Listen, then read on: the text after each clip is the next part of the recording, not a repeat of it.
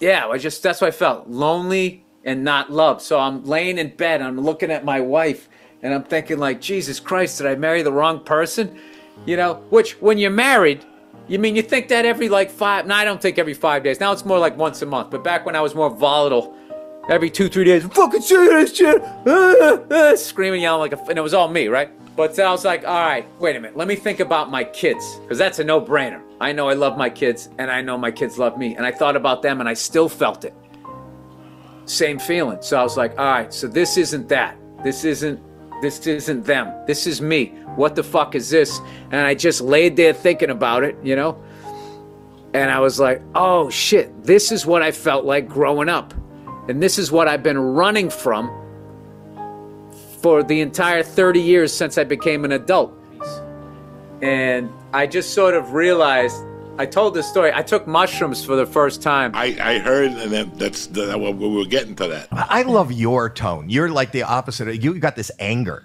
You have this. I hate that about myself. I'm trying to get rid of it, but yeah, really, bold. You're that's bold. got you to this. You want to get rid of that? I know. I'm like the fat guy who's going to get skinny, and then I don't work anymore. Right. You're really trying to. Are you an angry guy? I have anger issues. I don't walk around like that. Like where I am right now, this is how I walk around. But the thing about it is I can ramp up. I can go from this to through the ceiling. Not as much anymore because, you know, I've gotten into therapy. I took mushrooms.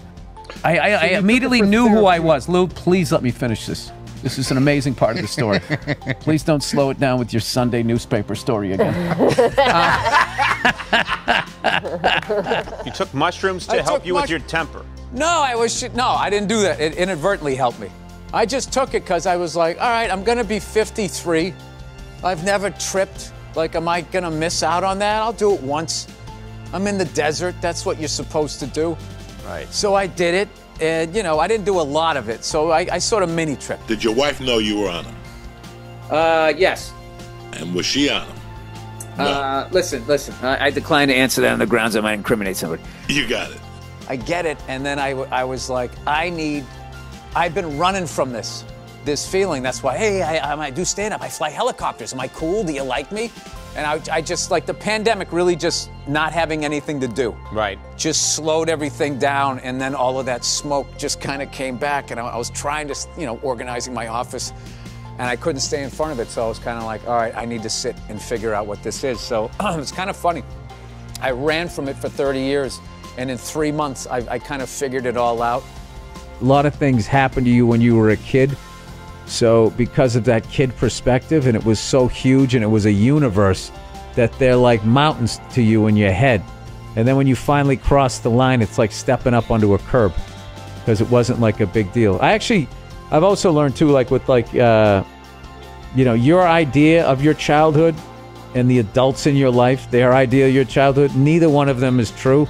It's somewhere in the middle. Yeah. Where you were putting so much on it because your home life, that was your whole universe, and then they're out there working, doing whatever, or your teacher, you know, who said whatever, was struggling to pay bills. Like, to them, it was such a smaller thing. That's why when kids confront, it's like, you did, I never did that. They don't even remember it. Sure. Not in a mean way. So I think that I was actually like, you know, I think I put too much on a lot of things where they put maybe too little, you know, whoever the people were in my life or whatever issue. And now being a parent, you know, I get real, I think one of my strengths as a parent is remembering like what it was like to be a kid. Yeah. Because like my daughter was putting on something and she didn't want to wear it. And my wife was like, you're fine. And I said, no, that's a huge deal. Yeah. You can't go to school not liking what you're wearing, because that's going to get in your head. Because you remembered. It's funny now, I haven't like flipped out or yelled in my house. But now I'm going up, I still have that need to be liked. So now I'm like going up to my wife like, you know, I haven't yelled in a while. Have you noticed? Yeah. Am I a swell guy? Do you like me? So I still have that crushing need to be liked. But I'm not like flipping out.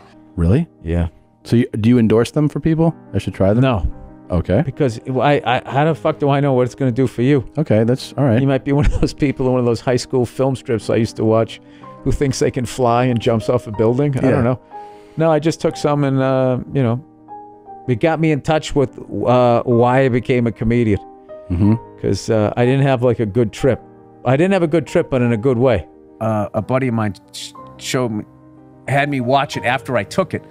After I took him, it was, I forget what the hell it was called, but it was like over in Israel. They use it for PTSD, and they had like 3 people.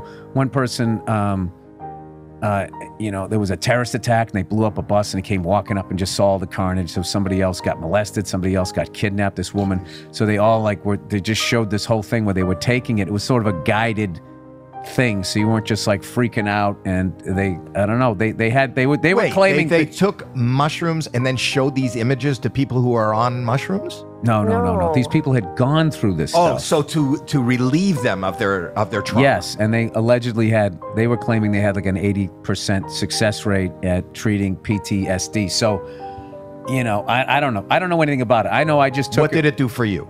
I was giggling, and, you know, shit looked like it was breathing that shouldn't be breathing, you know what I mean? And then all of a sudden I just felt like this profound sense of loneliness and not feeling loved. And that's what I ended up having to figure out, like, what is this? What is this thing? So I didn't have a good trip, but my buddy said, dude, you don't get the trip you want, you get the trip you need. And it is what it is. But now you have like, you basically feel like you have full clarity on why you're a comedian. Like whatever it is, you see it now. Yeah, and it wasn't because I love comedy and I always related to comedy. That's what I thought it was. It wasn't. No. It was a very simple thing. Yeah. It was like I was going to go on. It was the quickest way for me as a shy loner type person to go on into a room, get everybody to know me and like me, and then nobody hurts me.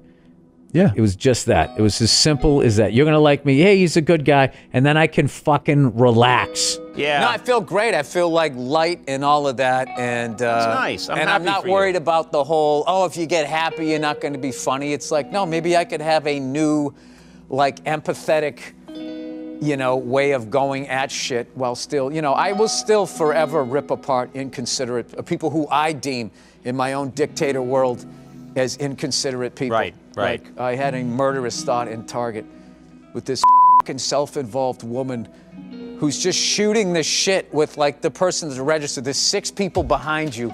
Just do the transaction and get out of there. And, like, all the stories were self-serving and about herself. And I just felt it. Yeah, I just felt it coming up. You know, we got a tropical storm developing, you know, just... So you feel, even though you're enlightened now and you've found peace, I'm not enlightened. I'm not. I figured out that why I'm up, but I'm not enlightened. Okay. I'm still a shithead. Don't you dare compliment me, Conan. Okay. I'll tip you over in that chair if I was strong enough.